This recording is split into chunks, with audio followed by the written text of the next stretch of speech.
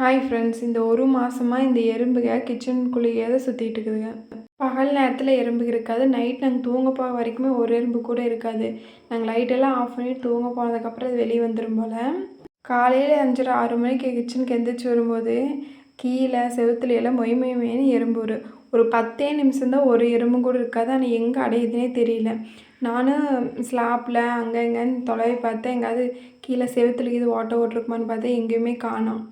இன்றைக்கி எப்படியாவது இது அடையிற இடத்த கண்டுபிடிச்சே ஆகணும்னு சொல்லிட்டு கீழேருந்து அந்த மேலே செவுத்து மேலே ஏறுறதெல்லாம் பார்த்துட்டே வந்தா இந்த சந்தில் போய் அங்கே பாருங்க, இந்த இத்தனையும் சந்தில் அந்த டைல்ஸு கேப் வந்து ஒட்டாமல் விட்டாங்க. ஏன்னா கை உள்ளே போகாது, கொஞ்சம் சிரமமாக இருக்குது, அதனால அவங்க ஒட்டாமல் விட்டாங்க. இந்த எறும்புகளுக்கு அது வசதியாக போச்சு, அந்த ஓட்டை ஓட்டுருச்சு. எப்படி போகுதுன்னு பாருங்க,